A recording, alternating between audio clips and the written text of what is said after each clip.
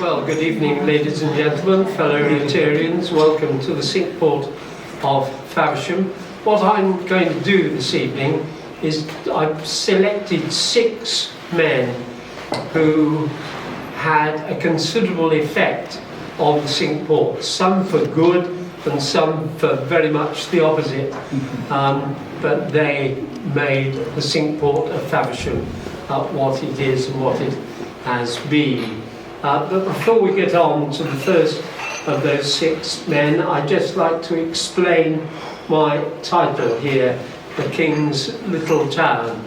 In an important sense, all the Cinque Ports, of course, are king's towns. Next, please.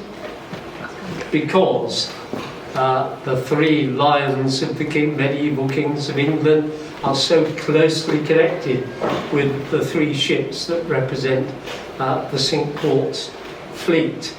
But Faversham had other reasons for calling itself a king's town. Next. Edward I, round about 1300, gave Faversham the unique privilege of using the royal coat of arms as the town's coat of arms. And there are the 3 lions there in their entirety. But 500 years before that, Faversham was already being called a king's town. Next.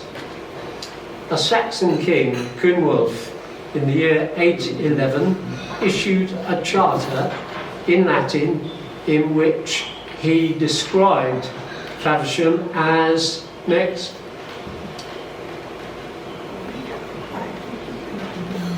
the Epidulum Regis, the little town of the king. And that was because Faversham was already a royal manor. So the king was the lord of the manor of Faversham, going right back 1200 years. But there was a third way in which Faversham could be called a king's town, and this was not a matter of pleasure to the people of Faversham. It was, to be quite frank about it, it was a damn nuisance, and this is what it was. That is Faversham's Cinque Port coats of arms, and the distinguishing mark of the Faversham Cinque Port coat of arms is that thing in the middle, which looks like a shepherd's crook. It's one of those symbolic shepherd's crook carried by an abbot or a bishop, in Faversham's case by an abbot, because Faversham had a royal abbey. Next. And there it is, just before it was demolished on the orders of Henry VIII in 1538. Next. But in 1293, they elected, the monks of Faversham Royal Abbey elected a new abbot, and his name was Geoffrey de Bocton. The name sounds as if he was one of the French aristocracy who ruled England at that time, but he was no more French than warm beer or fish and chips.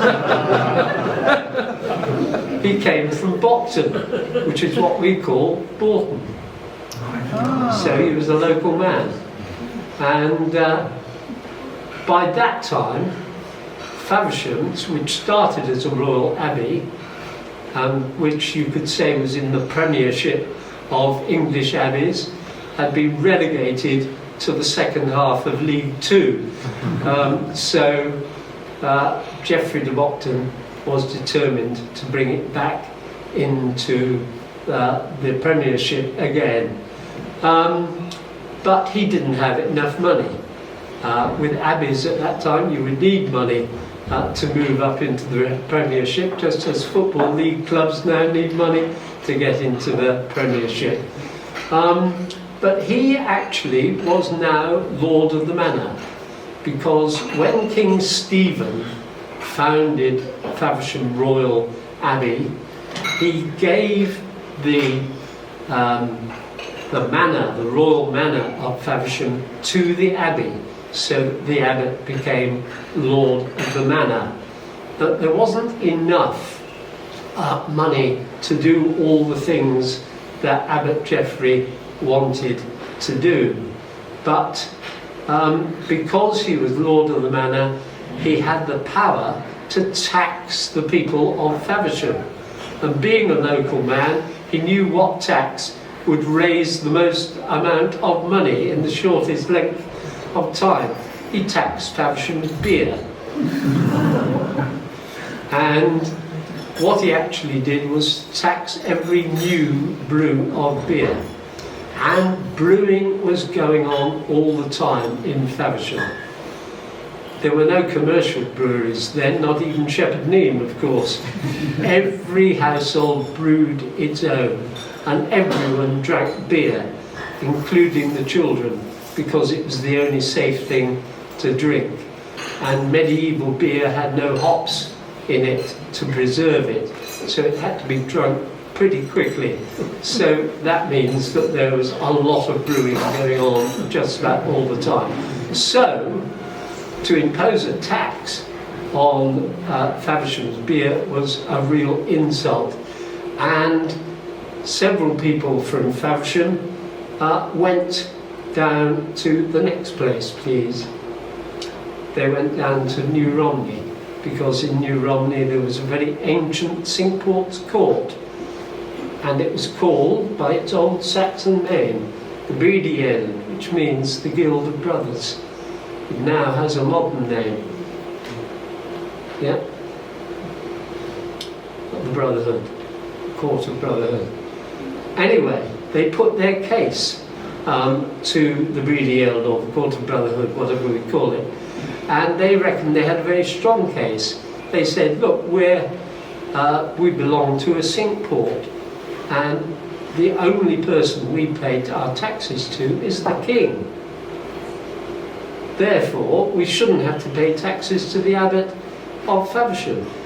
And the court absolutely agreed with them, and it wasn't just empty words. They sent an armed guard to Faversham, and the armed guard arrested Abbot Geoffrey and marched him off to Dover next. And he was thrown into the castle dungeons. The Archbishop was furious, so he ordered the Lord Warden of the Cinque Ports to release the abbot immediately. The Lord Warden said no. Round 2 to the Cinque Ports. So the Archbishop excommunicated the Lord Warden. Round 3 to the Archbishop. So the King got himself involved, and he warned the Archbishop that unless the Archbishop lifted the excommunication immediately, he, the Archbishop, would be tried for high treason, for which the punishment was death. So everyone waited with bated breath to see what would happen next. And sadly it all fizzled out because the Archbishop blinked first and lifted the excommunication. So the King and the Archbishop shook hands and said what jolly good diplomatic chaps they are. But for Faversham it was a total disaster because nothing had been resolved. Who was in charge in Faversham? Was it the King through the Cinque Ports Confederation? Or was it the Archbishop through the abbot as the Lord of the Manor? And that power struggle went on for the next 240 years until eventually Henry VIII had the abbey pulled down. So that was the end of that problem. Next. So, in spite of that, the Faversham merchants were getting more and more prosperous, and they had a real advantage. Well, they had two real advantages. One, the advantage that they shared with all Cinque Port merchants, and that was that they could trade in any port that came under the jurisdiction of the King of England without paying customs or any local taxes, and that was a real advantage to the Cinque Port merchants. But Faversham had another advantage, and that was that they were the closest Cinque Port to London. So they supplied London with all kinds of agricultural things, but the two things which were most commonly sent to London were, first of all, wheat and then wool. But there was a third thing that they made a great deal of money out of, and they had to go all the way down to Bordeaux for this, and it is, of course, please, wine. They came back with their ships full of Bordeaux wine and sold them in London at a good profit. So here are a few of the buildings that come from this whole time of Faversham's prosperity as a Cinque Port. Inns for the traders who came into Faversham hoping to buy or sell their goods. Next, there's another inn on the other side of Faversham, the Globe Inn as it was. Next, merchants' houses. That one's a shop, and although the frontage is late 17th, early 18th century, look down in the bottom left-hand corner and you'll see a doorway that dates from the 1200s. So that's the original date of that building. Next, fine merchants' houses like that, and the next one like that. This one is 15th century, the earlier one was 14th century.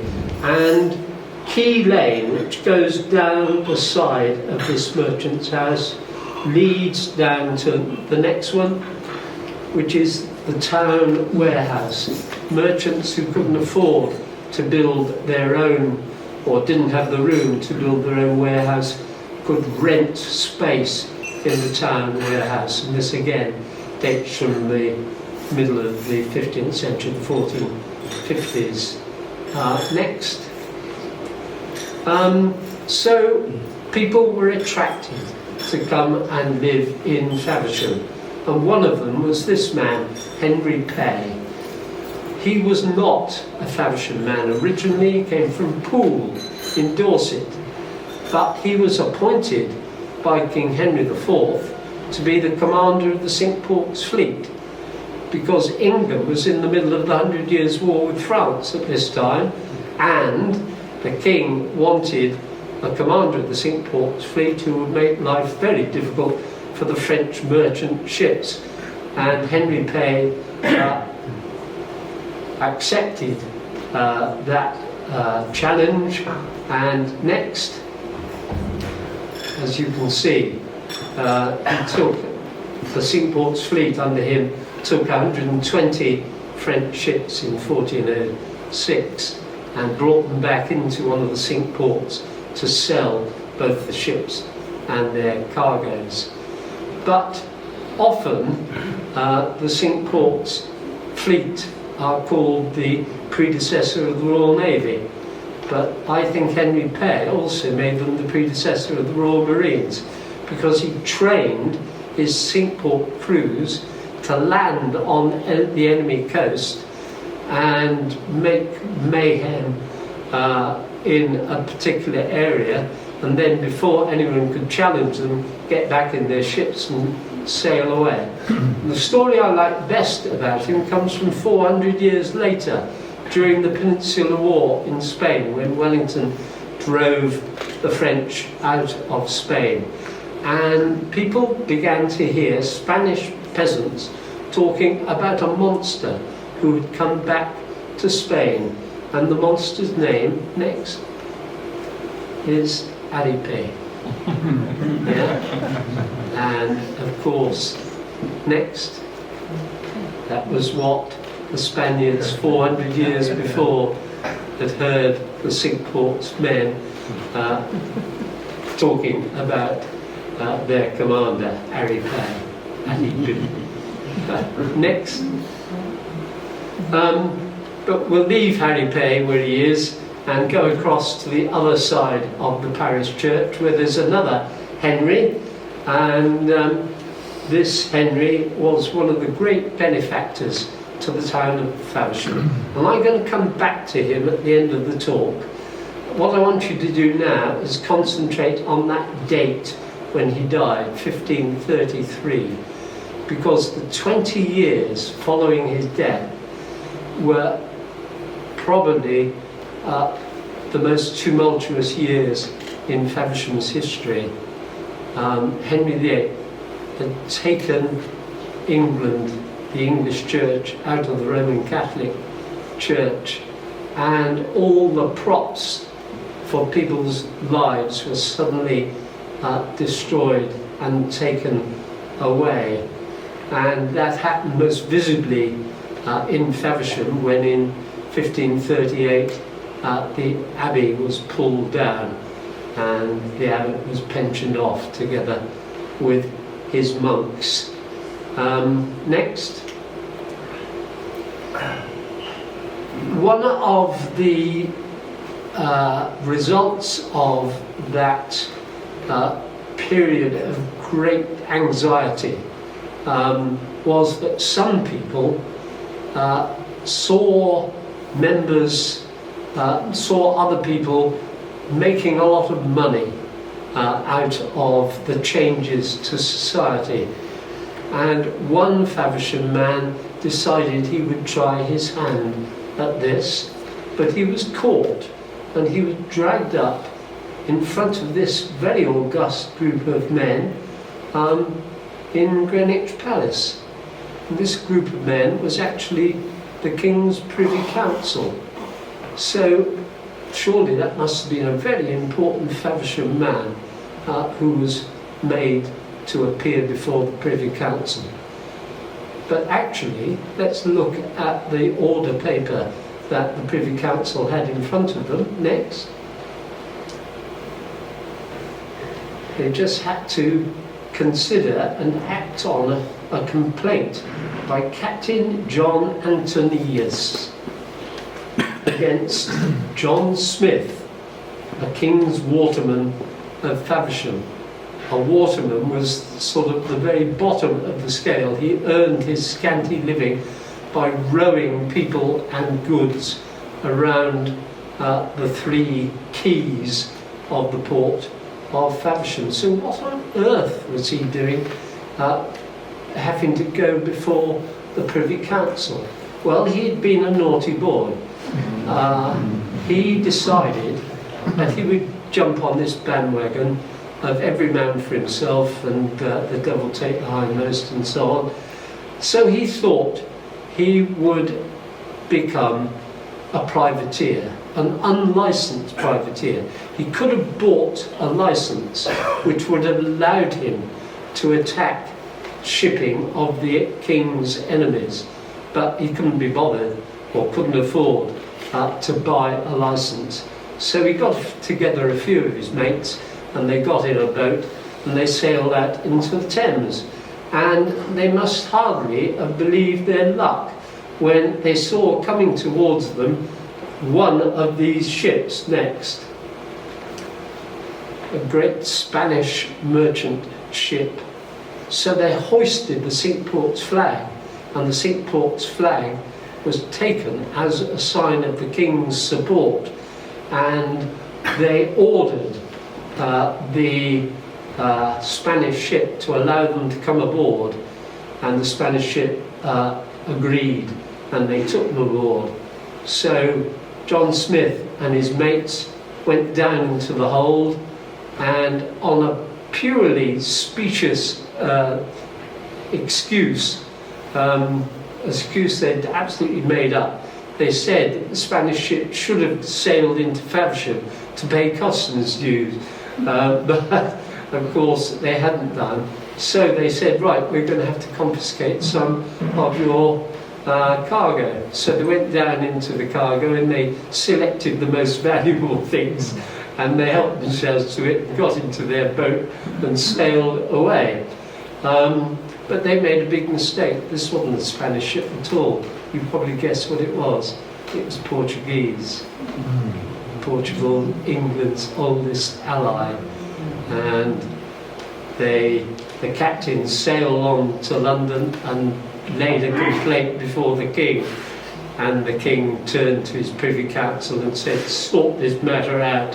So they had John Smith before them in Greenwich Palace, and they soon found out that he had not a leg to stand on.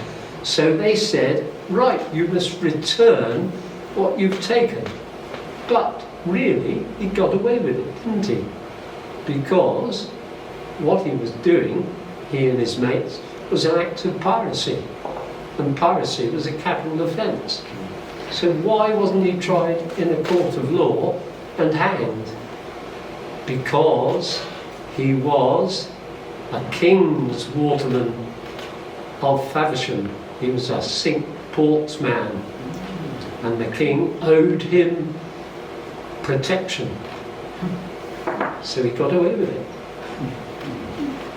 Faversham actually had a real pirate. I'm not going to spend long on this. This is not one of my 6 men. Next. But that's Faversham's real pirate.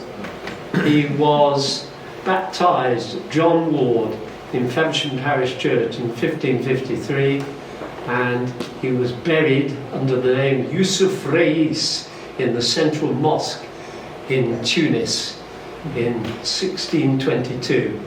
And he was Faversham's real pirate, but that's another story, so I'm not going to spend any more time on him now. Next, let's go back to this period of great anxiety, and the town accounts for 1543 to 44 show that the mayor and deputy mayor of Faversham were going backwards and forwards between the various Cinque Ports, very worried about the future of the Cinque Port of Faversham, and indeed of all the Cinque Ports. If Henry VIII could destroy the Roman Catholic Church, it wouldn't take much to destroy the Cinque Ports. So they were very worried about it. So they go to Romney, as they call it, Rumney, New Romney, as we would say, and there's the breeding end again. They still called it by the Saxon name. And the last one, they went to their head port of Dover, to the mayor of Dover, with Faversham's contribution to the fund that was obviously being raised to look after what they called the liberties of the Cinque Ports, those advantages that the Cinque Ports had been given. Next. It's not surprising that, how are we doing for time, by the way? Are we all right? No one's going to commit themselves to that. So it's not surprising that they put their trust in this man, Thomas Arden. He again was an incomer. He was a lawyer, and he had worked for the king, untangling legal knots connected with handing over former church property to private owners. And the king rewarded him. He was given 2 important Cinque Port jobs. He was made the controller of the port of Sandwich, and he was made, very confusing name this, he was made the customer of the port of Faversham. Customer simply means that he was he collected the customs from ships coming into Faversham. And that latter job was a very lucrative job, because as well as being paid a salary for it, he was allowed to keep a proportion of all the customs duty that he collected. And he was a very efficient man, and he soon made a great deal of money. And the king also gave him this building here, which was the old guest house of the abbey, and it's still called Arden's house. And they made him their mayor, because they said he will protect us and look after us. look after our interests. Big mistake. The only interests he ever looked after were his own. And they soon found this out. Every February, seems an odd month to have a big trade fair, but they did. And it was in the week around the 14th of February. So it's called the St. Valentine's Fair. And by tradition, the income from that fair, which could be considerable in a good year, the income was divided 50-50. Half of it went to the Abbey and half of it went to the town. Immediately after Thomas Arden's first fair as Mayor of Faversham, he called a meeting of the Jurats and Commonalty of Faversham, and he said, as Mayor, I will take charge of that half of the income which comes to the town, and because I now own all the Abbey land together with its rights and appurtenances, I will take charge of that half of the money which used to go to the Abbey. Thank you very much, gentlemen. I declare the meeting closed. He was not popular. There was only one person in Faversham who absolutely hated him and planned to get rid of him, and that was his lady wife. Not because she was interested in Faversham at all, but because he had no interest in her whatsoever. And she took a lover, a man called Richard Mosby, and she and Mosby plotted the death of Thomas Arden. And they hired 2 squaddies from the garrison of Calais, which was still in English possession, of course, and they were very hard men. They were all Black Will and Shake Bag. They were hard men, but like a lot of hard men, they had not a great deal of brain between their ears. And she realised that she was going to have to plot how they were going to kill him. And 40 years later, in 1591, a play was written about this, which was put on, by the way, by the Royal Shakespeare Theatre, what, 5 years ago? Something like that. And anyway, this was the this next slide is going to be the frontispiece of that 1591 play. Next. So this is what she decided. When Thomas Arden came home for his supper, he would find Alice Arden and Mosby playing backgammon. She would immediately leap to her feet like a dutiful wife and say, "Husband, take my place while I go and prepare your supper." She would push off, not to the kitchen, but into the next room. She didn't think of one crucial thing, and that led to their total downfall. Instead of sitting down immediately to play backgammon, Thomas Arden went up to his bedroom and put on dressing gown and slippers. And in the stress of the moment after they killed him, they didn't think of that.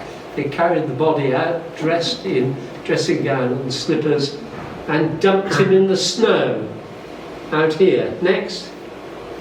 Actually, a little bit further along by the Tudor Grammar School there.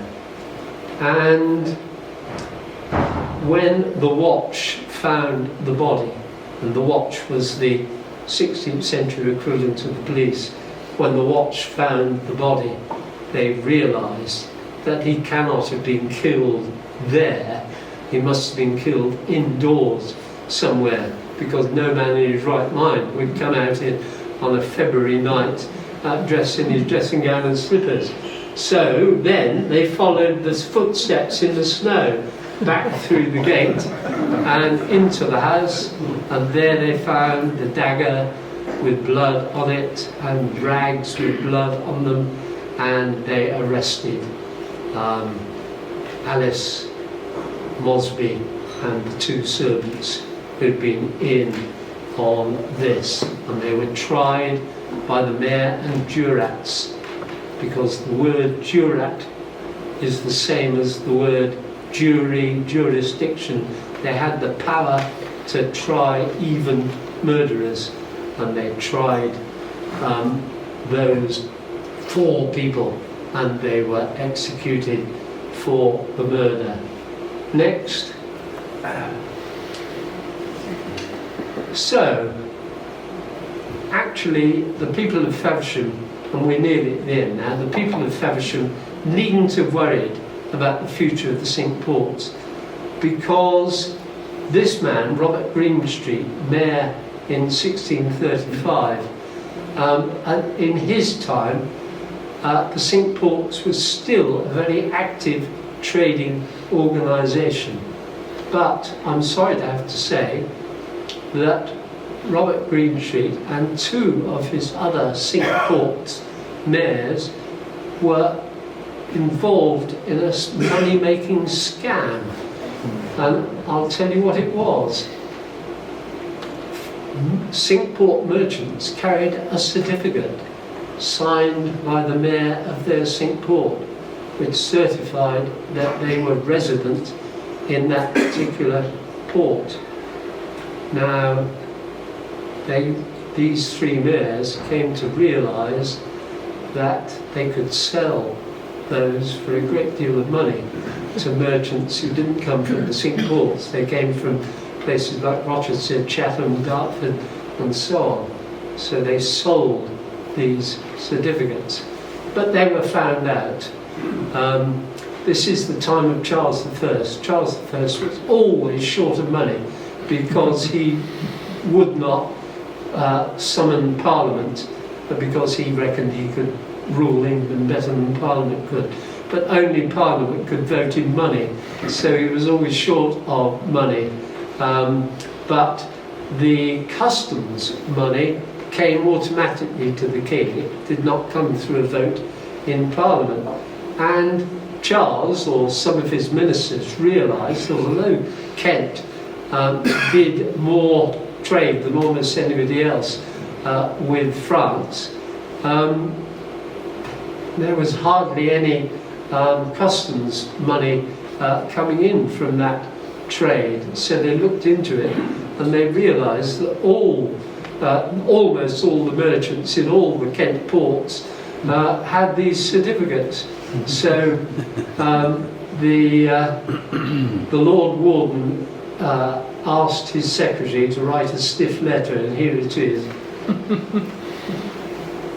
I won't read it out to you. You can see what that stiff letter was. But the king was not getting the customs that should come to him.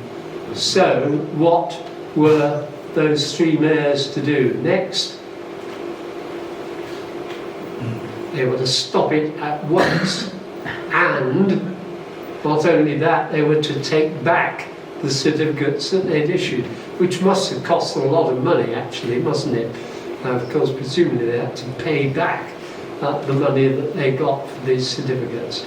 But again, they got away with it. This was fraud, and they could have been imprisoned for this, but they were Cinque Port mayors.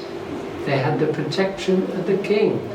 So apart from having to repay the money, they got away with that scam. So that's an interesting sideline on the history of the Cinque Ports, isn't it? But I don't want to end with that rather sad situation. I want to go back to our friend Henry Hatch. Next, there he is again with his wife next to him.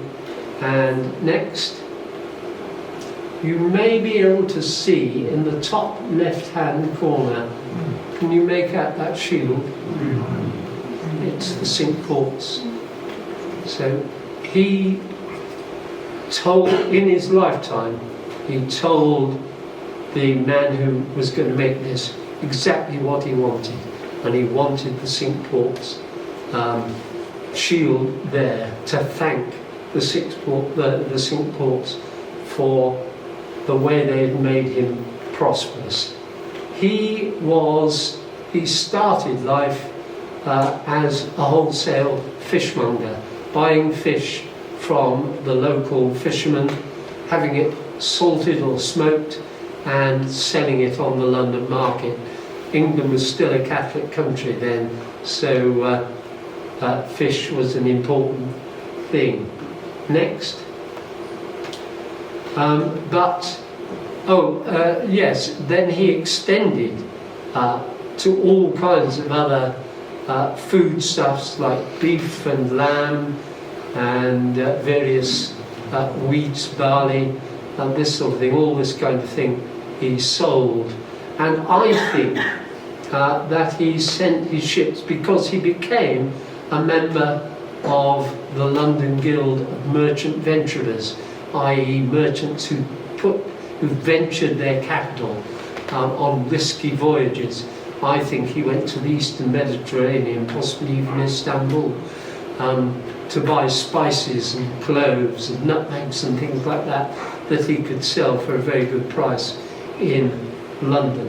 But in 1533 his luck ran out. He caught the plague and was dead within a few days. But during those few days he had his will legally drawn up, and in it he looked after the two loves of his life. His wife was to get his money until she died or until she remarried, and then either on her death or on her remarriage the money would go to his second love, which was not his floozy round the corner. It was the town of Faversham.